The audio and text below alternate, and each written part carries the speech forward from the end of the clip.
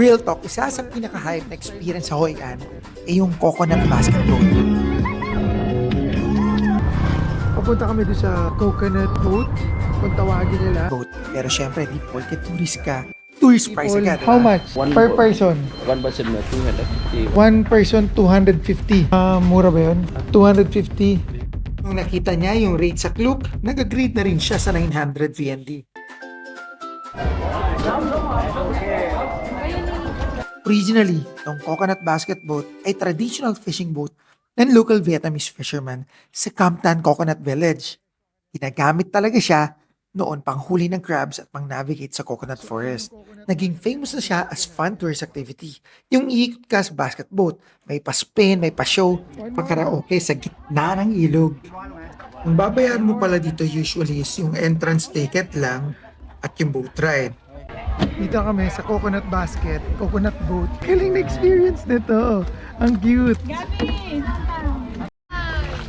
Mabuhay.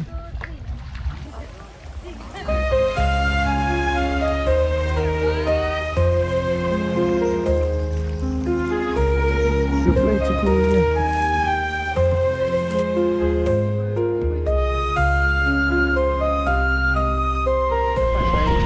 Pero mahal pa rin. Speaker sa gitna. Parang pwede ka mag-party-party dito. No? Ang kulit, meron karaoke sa gitna ng ilog. Additional expenses dito kapag ka pinaikot-ikot ka, that's 100 VND. And kapag ka kinuha mo yung digital copy ng picture mo, dun sa reception desk nila.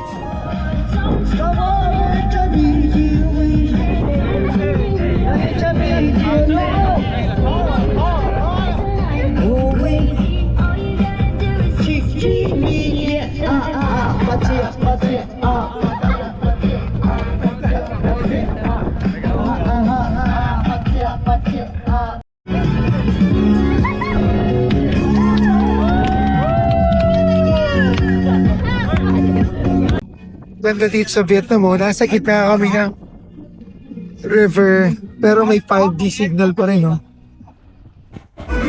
The activity lasted from 45 to 1 hour.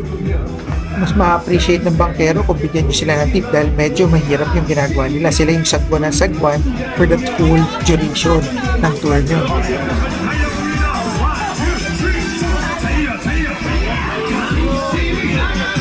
Hopefully, maging ganito rin sa atin ulit sa Pilipinas. Maraming turistang pumupunta dahil maraming natutulungan ng tourism. Nakakatuwa, wala pala kami nakita kahit isang pulubi rito dahil lahat ng tao may trabaho.